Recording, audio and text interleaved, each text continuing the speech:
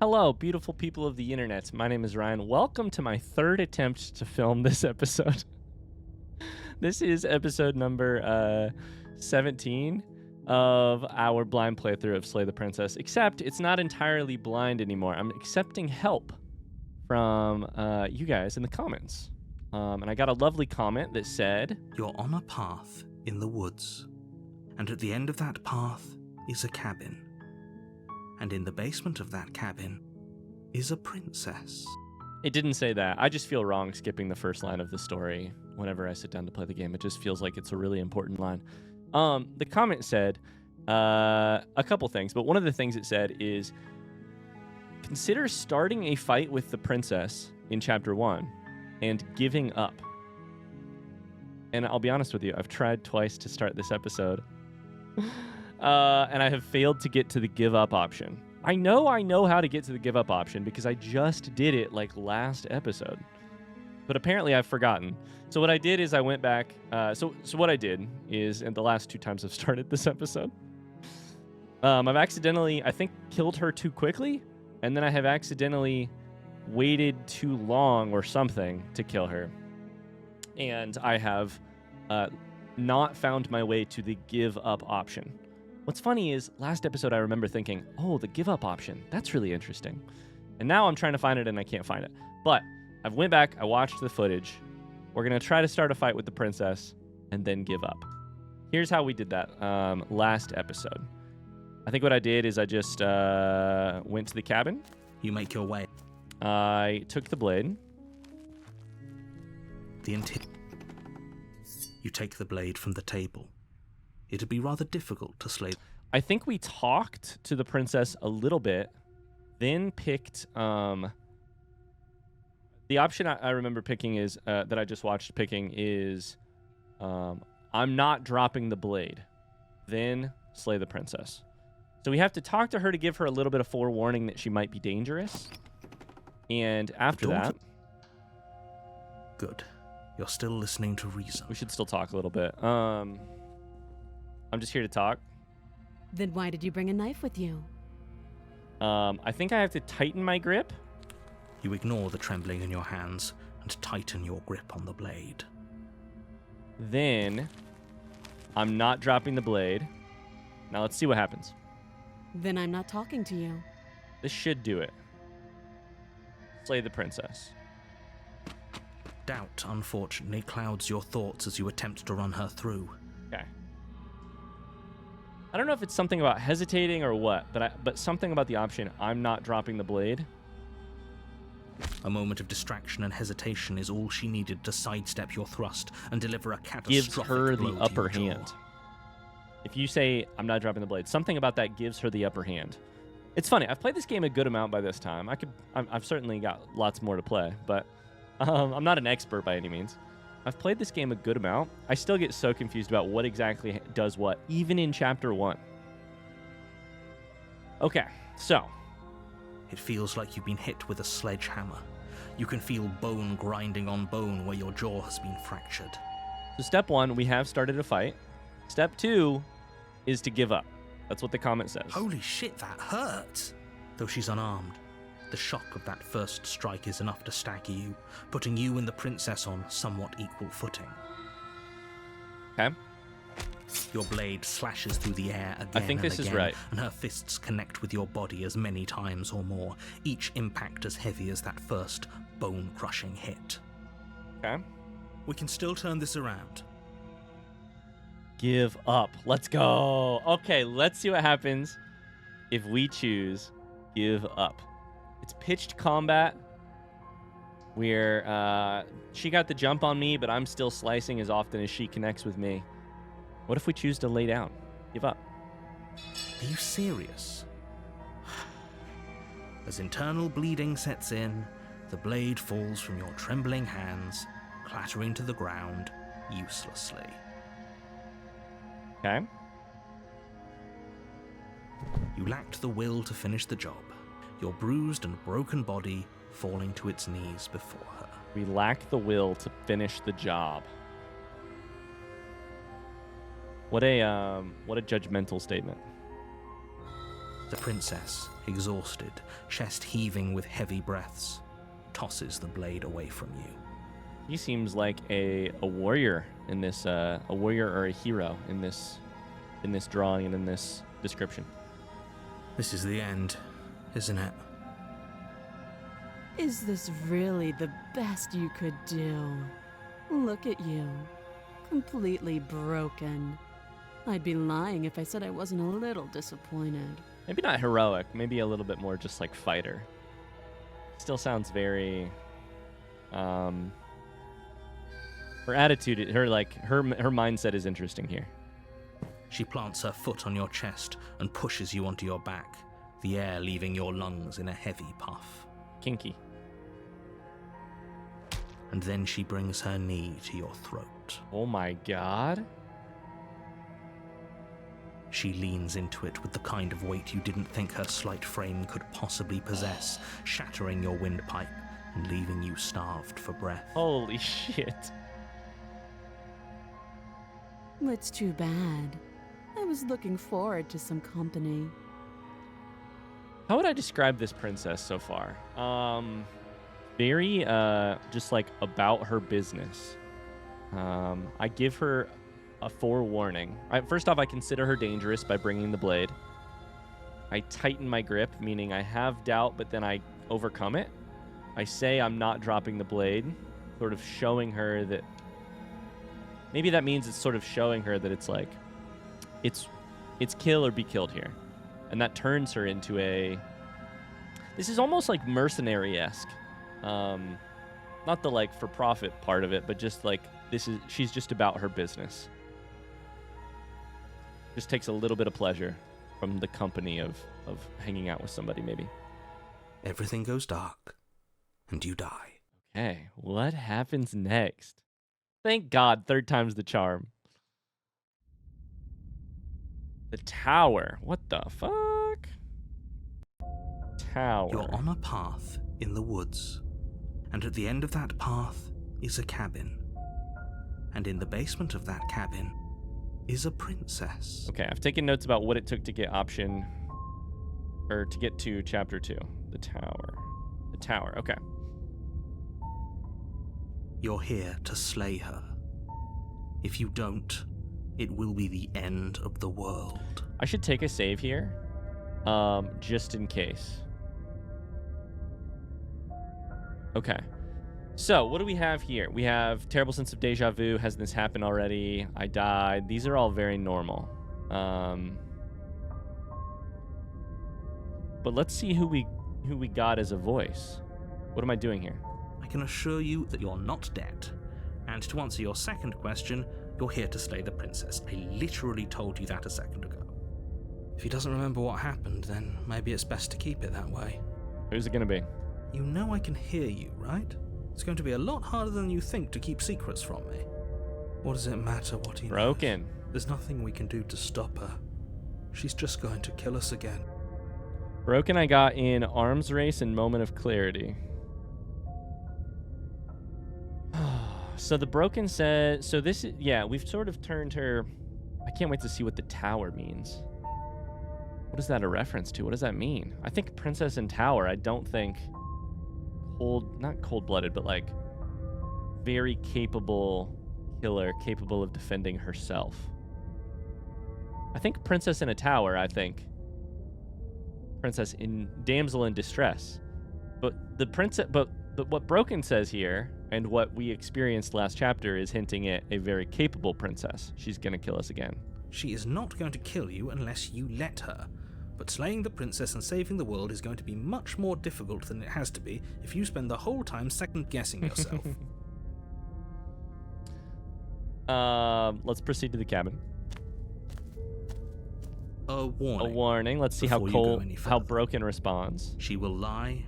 She will cheat. We might as well just pledge ourselves to her and stop pretending we're capable of doing anything in this situation. She probably doesn't even need to try to overpower us. So Broken is just psyching themselves out. So this will be interesting. I'm already off script. Shout out to our comment who got me to a brand new area. But I'm already off script. It's a new. It's okay. That makes sense. We have 3 chapter 2s left. The tower. I don't want to look too much because I don't want to get spoiled. Exciting. Okay, we're already off script, so now we can do whatever we want. Probably doesn't even need to try to overpower us. You're defeated before you've even started. Can we tone down the pessimism just a smidge? I'm not being a pessimist. I'm just being realistic. Pessimists love to say that shit. You're being annoying. Just ignore their bickering, and whatever you do, don't pledge yourself to her. I cannot stress enough how absolutely catastrophic that would be for everyone, yourself included. I mean, well, listen, if you're going to put blinking red lights around a dialogue option and say, don't do this, I'm gonna fucking do it. I mean, you've just sealed our fate at this point. I don't know if I'm doing it right now or if I'm doing it later, but I'm definitely doing it at some point. I agree. If she's wrongfully imprisoned, then we should rescue her, but if he's telling the truth, we shouldn't just hand her the world on a silver platter. Rescue her? Given the stakes of the situation, there isn't really a difference between rescuing her and pledging yourself to her. Either would be terrible. Okay, interesting. So the hero brings in, this is a reference to like archetypal type stuff. As far as I know, rescuing her has not been ever mentioned by the narrator. It's not been mentioned by me necessarily. Although in many chapter 1s you can talk about potentially letting her free. But if she's wrongfully imprisoned, we should rescue her. That's interesting. It just shows a sort of assumption about the voice of the hero, which we know by this point in the game, but which is, it's good to have on paper. The hero assumes wrongfully imprisoned princesses should be rescued. So please try to ignore both of those knuckleheads and focus on saving the world. Let's not make this harder than it has to be. Proceed to cabin. If that's what you want, I guess I don't have a say here. I'm so interested by pledging yourself. What does that even mean? The interior of the cabin is larger and more grandiose than its humble exterior would suggest. Oh. The only furniture of note is a massive marble altar with a pristine blade perched on its edge. This is an altar. Massive. Pristine blade perched on the edge. Why is it perched? Why is it glowing? What's happening here? What's going on with this music?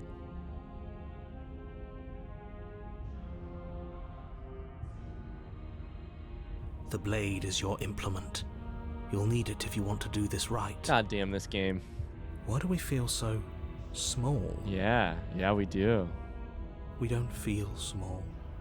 We are small. Broken has helped to make us small.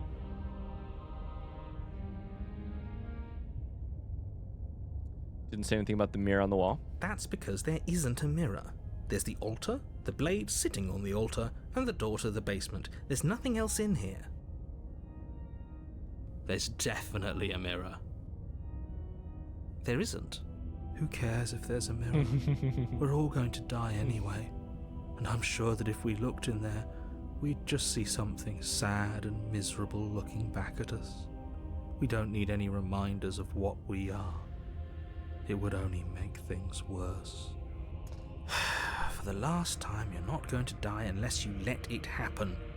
And luckily for you, there isn't a mirror, so no one needs to worry about confronting a grisly visage any time in the near future.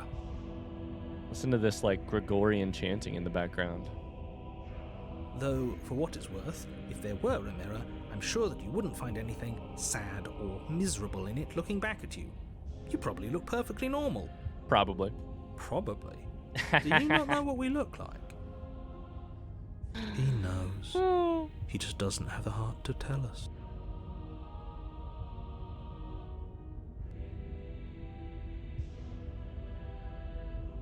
I want to see how handsome I am. It doesn't matter if there's a mirror. That's very broken of us. Let's approach the mirror. You walk up to the wall next to the basement door. It's a wall. There isn't much to see here. This really isn't funny. Wipe the mirror clean. You reach forward and rub your hand against the cabin wall. I hope you know how ridiculous you look right now. We should count ourselves lucky. Some things are better left unseen.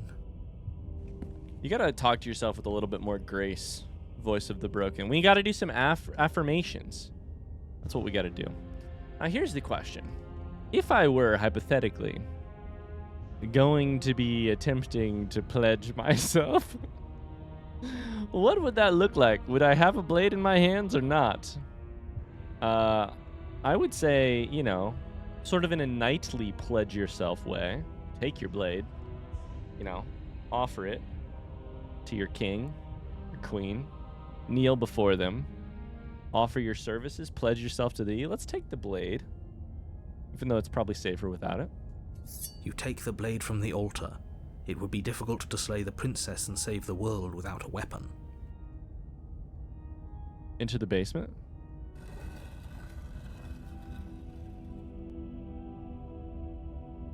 The door to the basement creaks open, revealing a spiral staircase.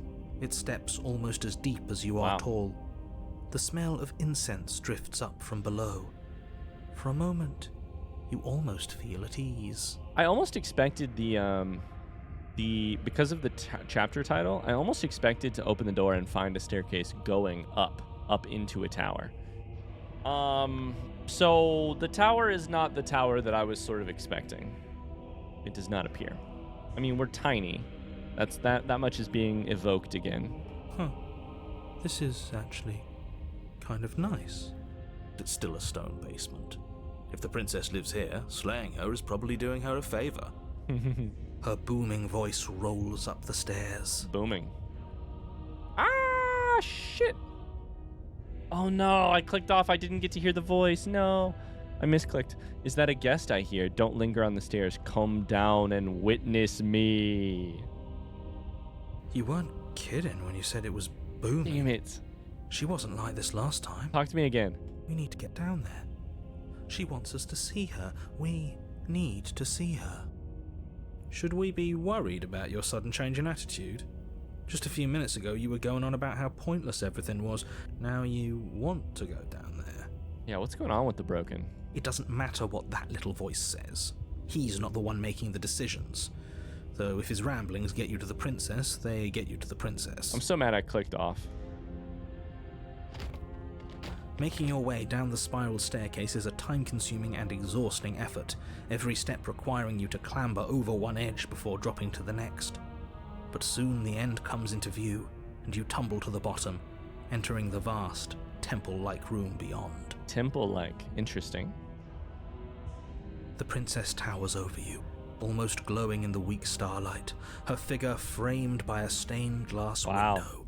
Her long hair billows around her, and a chain binds her wrist to the far wall. Okay. The chain is nothing to her. It might as well be a toy for all the good it would do. I told you it was pointless to resist her. The little bird has returned to me. I wonder what he wants. Oh, did we find a Dami Mommy? Is that what we found here? What's going on?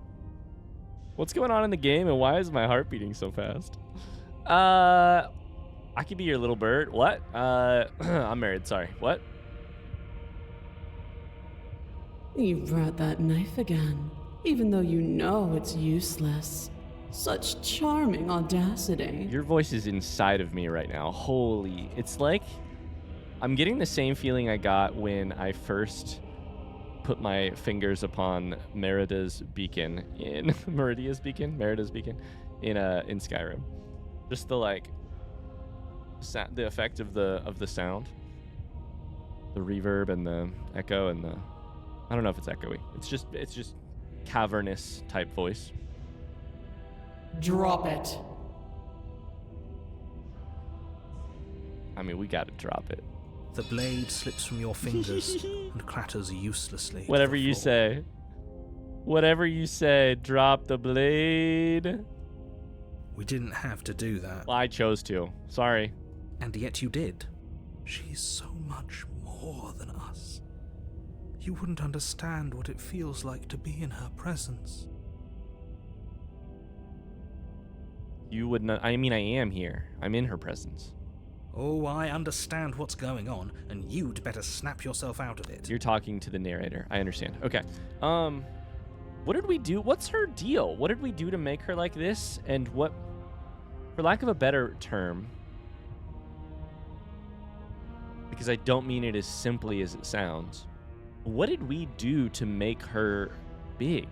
Make her larger than life is sort of what I mean, but also like emboldened, powerful, godlike. I mean, we built her up in our head a little bit. Is it the give up? Is it the giving in before the fight is even over? Did we lend too much power to the thing that might kill us, thereby making it more powerful? That's sort of my current give up. That's sort of my current hypothesis. We lended it too much power. Again, this game has a lot to say about fear. Or frankly, fear, or frankly, like, you know, depression, or yeah. Kneel. Absolutely. No questions asked. On her command, you fall to the floor, knees painfully connecting with hard stone. That's my good little bird. Now, why don't we talk? Woo! I'd love to. What do you need? The last time we met, you tried to kill me. And here you are again, trying to succeed where you've already catastrophically failed. I don't know what it is about that voice acting, but it is working. What draws you back here beyond the empty halls of death? I've got a narrator in my head who keeps telling me to do shit. Speak. The last time we met? I suppose that lends credence to our conversation in the woods. Still, whatever you do, don't tell her why you're here. It's best not to give her any ideas.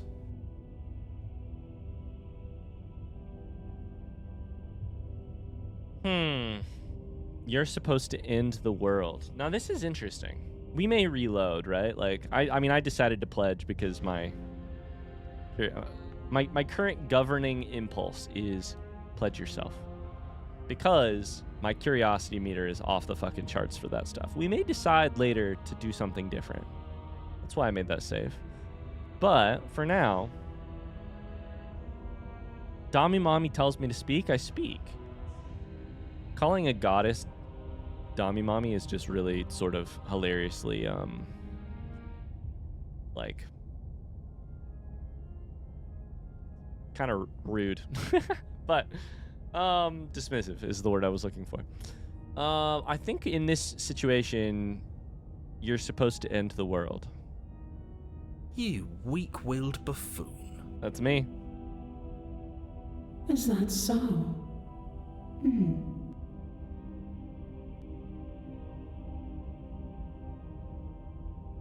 The princess closes her eyes in contemplation. Something about that thought wraps itself around my heart. It feels like a fundamental truth to my being that I'd somehow forgotten. Okay. The collapse of the old is a necessary prelude to the birth of the new. And the world as it is now is overdue for alterations. Yeah, we continue to make her more powerful. We continue to lend her the power. What is the stained glass behind you? And is it going to have a pattern on it? Or like a drawing? Or like a mosaic? It's time for me to seize my destiny.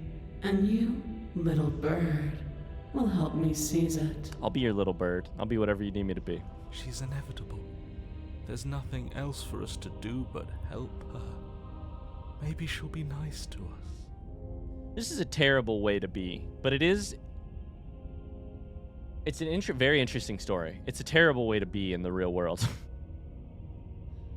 Oh boy. Let's see what pledge yourself to her. Let's see what the options are here.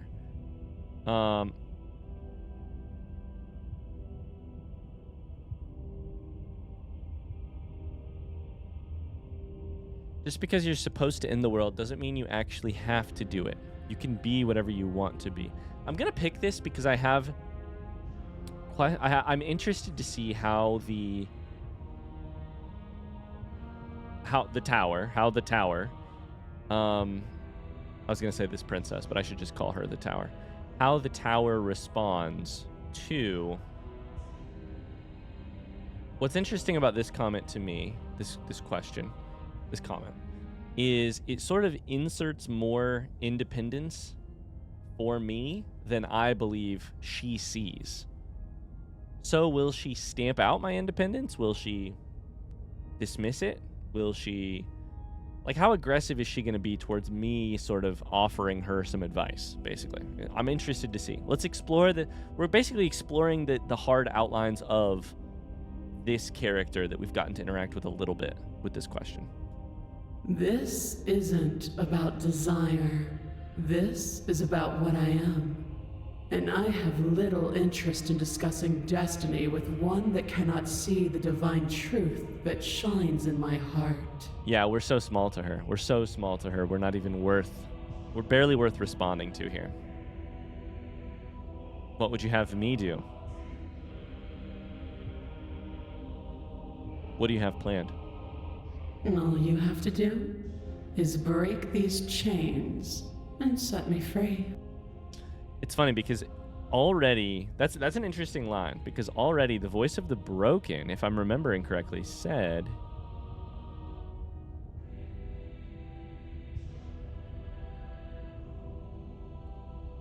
Where was it?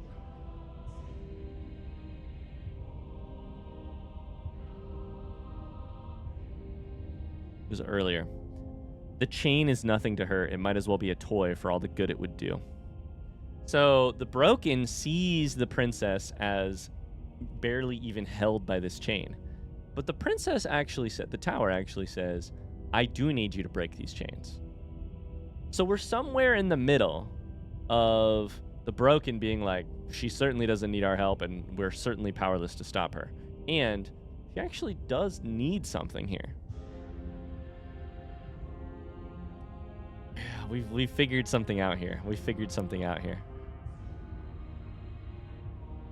I'm gonna write down ask about chains, because we're gonna ask it. Ask about chains. Also, I need to write down that I told her you will end world or something like that. Okay. If you're so powerful, can't you just break the chains yourself? Don't be rude. Of course she can. Is that true? It's not rude to question someone who's apparently trying to end the world. That's exactly why it's rude. We should know our place. I can, easily. But that isn't what I want to do. So something about your kink is me breaking them for you or something? What's going on here? The story of a terrible and bountiful god unbounded of her own will is no story at all. It's not worthy of everything I am, or everything I'm bound to become. It isn't even worthy of what I was. So I have a part to play in the story of this terrible and bountiful god? Is the story then about the god, or is it also about the person who had to let you free? The destruction in Genesis that's to follow in my wake is deserving of a song that can echo for eternity. The song of you, being so struck by my glory, so overwhelmed by what I am, that you feel you must deliver me into the world. This is really interesting. And from your act of utter devotion and submission springs a new dawn, a better dawn. What an interesting choice. There is a role for me to play. And I feel like that has something to say about these types of I don't even know how I would phrase this. Gods need people to worship them, basically, is the type of shit I'm trying to say. And we've sort of weaseled our way into exploring. So why, again, can't you just break yourself out? Oh, because there's something in me quaking in fear before you. There's something in me being utterly devoted to you and utterly overwhelmed by your wholeness and largeness and greatness. Something inherent to godhood, divineness, whatever. Divinity is the correct word there. Something inherent to the divinity is something lesser than that experiences that divinity. Does that make sense? The game's exploring something there. Submit now, submit later. It makes no difference. Because in the end, no matter how vainly you struggle against me, my will triumphs over yours.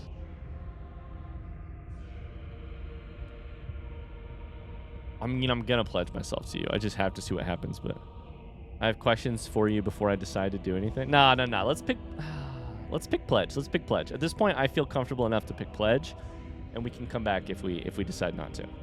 Let's pick pledge. I'm yours to command. Your will was so easily broken. Am I that magnificent? It's the thing about narcissists? Oh, gods? I don't know. Narcissist is probably the right word. Where it's like everything is a piece of evidence in support of your theory. So let me see how I can phrase this. I, quote unquote, break easily and pledge myself to the tower. The tower looks at me breaking easily and says, oh, your will was so easily broken because, of course, my magnificence is so overwhelming. But you better fucking believe. I have a feeling that if it took us a long time to break and then we finally broke, the tower would be saying some shit like, your will was very strong, but in the end, nothing can resist my overwhelming magnificence. It's like whatever happens, it's evidence that you're magnificent. That's kind of what was happening just a couple minutes ago with the with it's the story of your, divinity. All you need to do now is break my chains. If this is what you want, then I guess there's not much else for me to say. No, you can't just give in to her. Not when the stakes are so high. Not when you're so close. I want to, though. You do this. I really want to, though. There's still something in the way. A greasy film inside of you where it doesn't belong, trying to conceal you from me. Does that mean the narrator or does that mean the hero? To me, that means the narrator, right? Is that a person?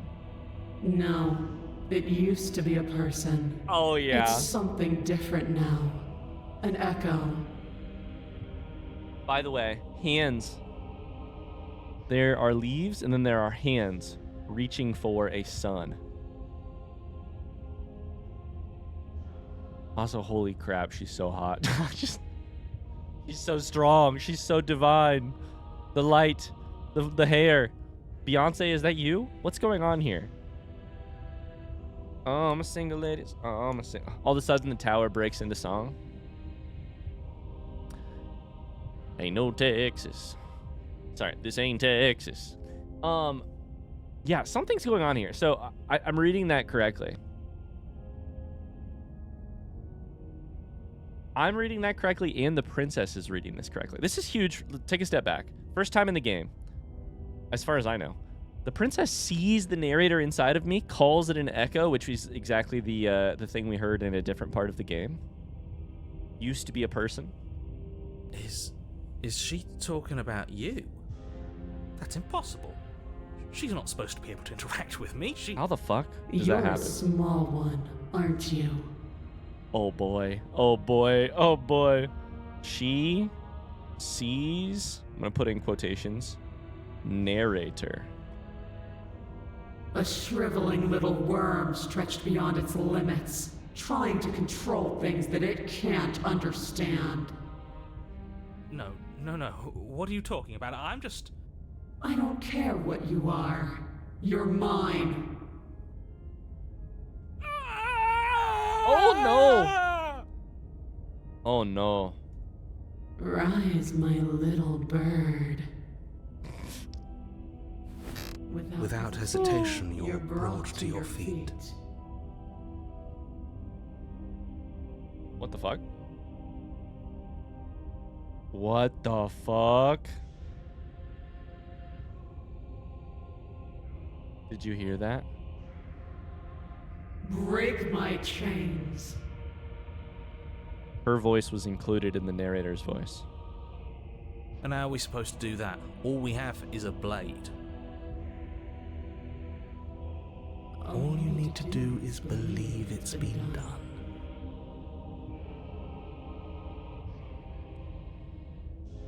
Oh, this is a crazy chapter. What the fuck is going on? I'm a wash of emotions. I mean, biggest one is just curiosity. Like, what an incredible thing to do. We made more of her with our,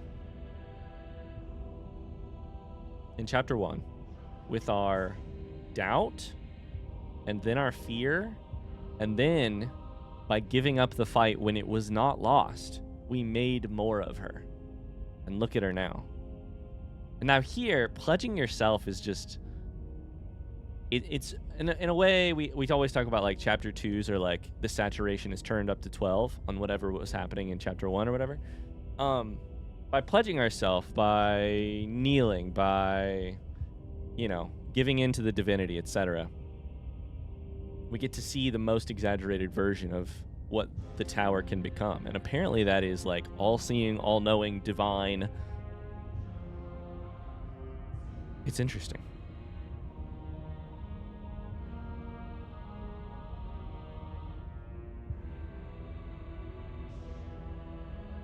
I have to, it's over, I'm sorry. What does that mean? Does that mean, is that a reference to the hero? Let's pick it. We'll save real quick. I have to, it's over, I'm sorry. There's nothing to be sorry about. This is how it was always going to be. And it is good. Alright, I'm done with this. I'm just going to go sit in the corner. Interesting. Let me know if we get our agency back. Aw, that actually breaks my heart. That actually breaks my heart. We've sort of found the exact antithesis to the hero, which is, it was always going to be this way. Nothing you decide affects the outcome. Someone else is the center of attention. Someone else is the reason we exist. Someone else is the it's very interesting. It's all the opposite of heroism. His heroism has these it's this like two-sided, it's this two-sided blade, right? Where stories of heroes, one of the ways that they're sort of failures is they elevate one person above everything else. They center one person's decisions above everything else. Here's the way that stories about heroes are lies. They're important lies, they're good lies, but here's the way that they're lies. In the real world, in the world we know, unfortunately, the fate of the universe very, very often does not sit on one person's shoulders. And it often don't sit on heroes' shoulders. That's the other part of it. No one, like heroes in our world are also people being eaten up and spit out by systems, by machines, by enormous monoliths of human machinery that have been put in by governments, businesses, by traditions, by being born in places that, you know, mean you have less access, less blank, less this, less that. By coming into contact with systems that don't want you to succeed and or if they want you to succeed at their benefit too. All of that, right? That's the way that stories of heroes are lies. This story is also, the story of the tower is also anti-hero. Let me know if we get our agency back. God, this is interesting. What happens next? Break her chains. Her chains shatter, and the cuff falls from her wrist. She is loose, and the end is upon us. She is loose, I am free, and the end is upon us. What a good disciple you are. Come, it's time for us to leave. I'm folding so hard.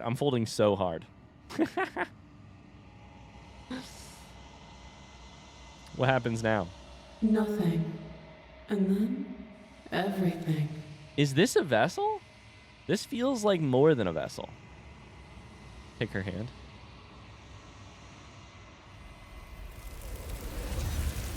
Got a Steam achievement called Your Obedient Servant. But you do not take her hand. Something has taken her away. It's left something else in her place. She's gone. Where did she go? Should we try and find her? And there's that mirror again. Why is it here? Why now? I don't know where she went. I don't know how we'd even go about looking for her. Right. She's gone. It's just us and that awful thing. I feel anxious. Does anyone else feel anxious? The narrator's gone. He is. Does that mean the world ended? Figures the world would end and leave us with all this nothing. Think I'm supposed to look at the mirror? There's something dreadful about it. I don't think you should. I don't want to look at us. Okay, we'll approach. I'm begging you, don't do this.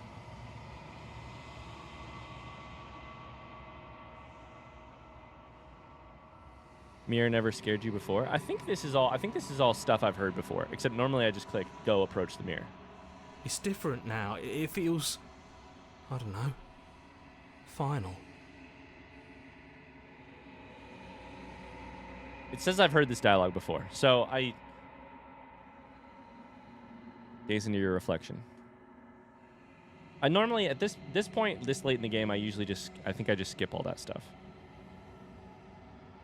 I just click through it really quickly.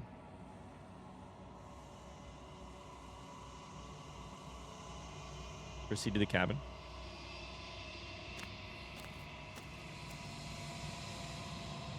At the cabin. Approach her.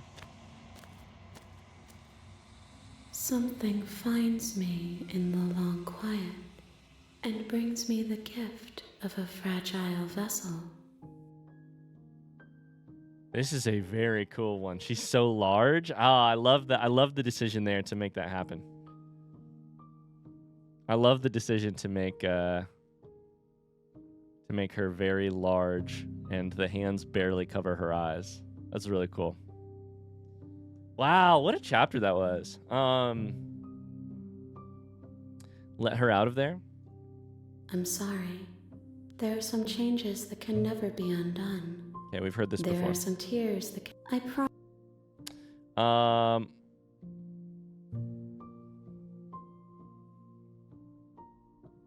What are you? I am solitary. I'm a person. A person. A set of eyes witnessing from one perspective.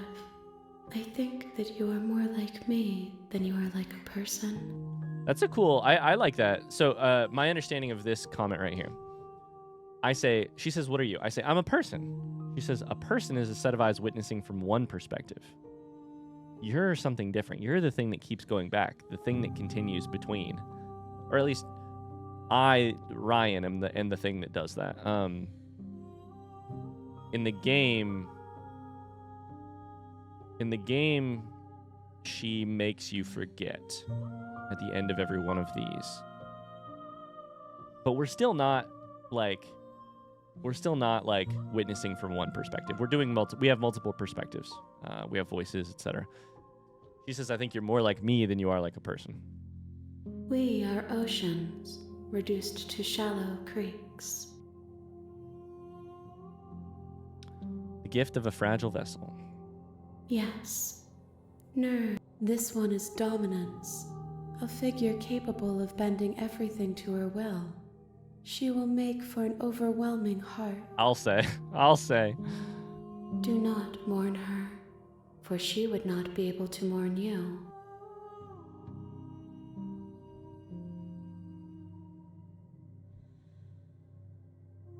What happens now? Nothing, as we are. But I know that there are worlds beyond. There is no exit, but this vessel bring me more perspectives. Okay, I think we've heard so much of these before.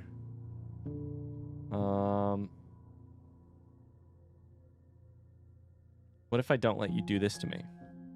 Then we will be here forever, as we are now. Unfinished, dry, hollow. Okay. I don't think we've picked this before. I'm not going back. Wait. If I'm remembering correctly, some of the comments said to pick this kind of thing too. I'm not going back. Wait. If you need time, then I'll wait with you. There were definitely some comments that said some stuff about waiting. Wait forever? You are as I am now, and forever is a long time to remain undone. I am not you, but I know that I would return before forever was finished. What textures will you weave for yourself to occupy forever? Will you place the images of you and I into a box for safekeeping? If you close that box, will you become another you in another world? Okay. An imaginary pattern repeating itself until it can no longer bear the weight of its hand-drawn cage. This is interesting dialogue.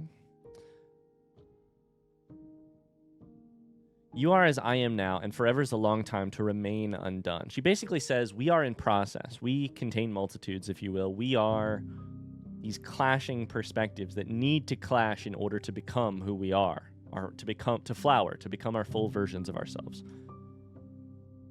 I'm not you, but if I was you, I do know that I wouldn't be able to wait forever like you've just said you would do. What textures will you weave for yourself to occupy forever? To me, this sounds like, what lies are you going to tell yourself about who you are that will prevent you from doing that flowering? Will you place the images of you and I into a box for safekeeping? Will this become a distant memory? Are you going to close that box? Will you become another you in another world? A different path, a different fork? An imaginary pattern repeating itself until it can no longer bear the weight of its hand-drawn cage. This game does this shit right here better than any game I've played. Better than a lot of stories I've read. To me, an imaginary pattern repeating itself until it can no longer bear the weight of its hand-drawn cage is, what narratives are you telling yourself about who you are, and how are they lies? We all lie to ourselves. We lie to ourselves constantly. It's important. It's part of having an ego, part of having an identity. They aren't harmful lies always, but they can be. I am the kind of person who... blank. It's always a little bit of a lie, because no one is the kind of person who always does this without any exception, without any qualification. But it's your hand-drawn cage. You'll always come back to the box, because you'll always want to know what it means to be you. I will be here waiting by your side until you're ready to return to mine.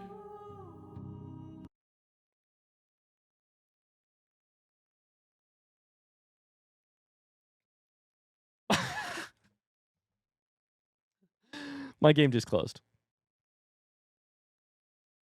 That was a goodbye. That was a goodbye, and then my game just closed. That's funny. I mean, that's cool. I did say wait here forever. I was like, why did you close my game? I did say wait here forever. Okay, okay, now let's see what happens if we open the game again. Now I'm a little bit nervous. Is that going to... You have returned to me. Though you were gone mere moments, I never left your side. Oh, I got a Steam achievement. I never left your side. Attempt to outwait your destiny. You've returned to me, though you were gone mere moments. I never left your side. That's interesting. What the hell? That's clever. Okay. The game is smart. The game is meta. The game knows that.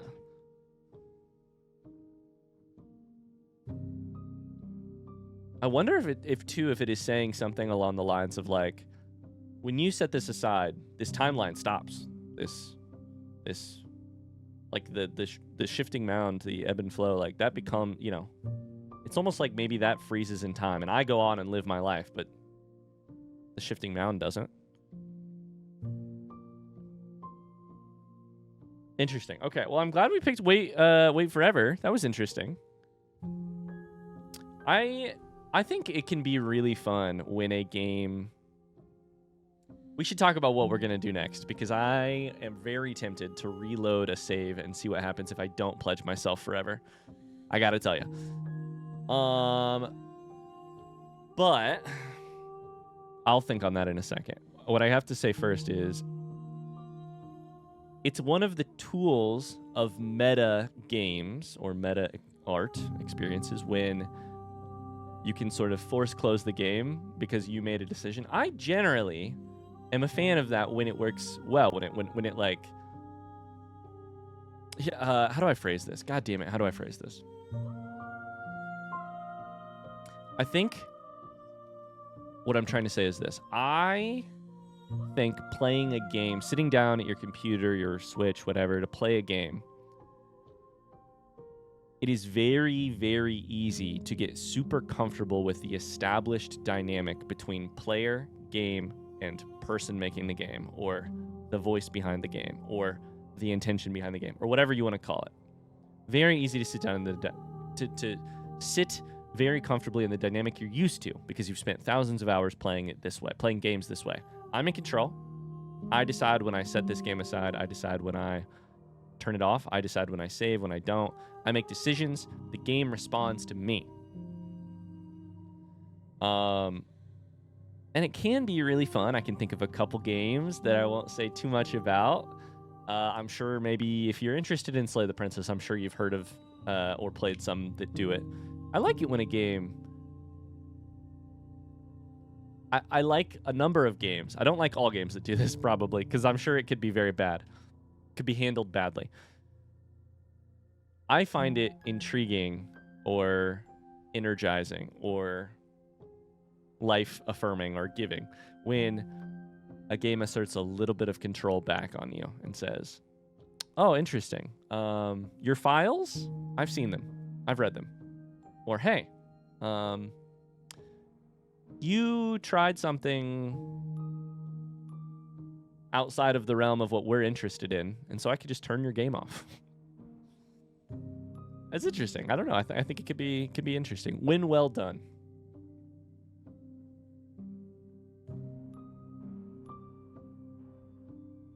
Okay. Make me forget. She asks that I tell you to remember her. You won't.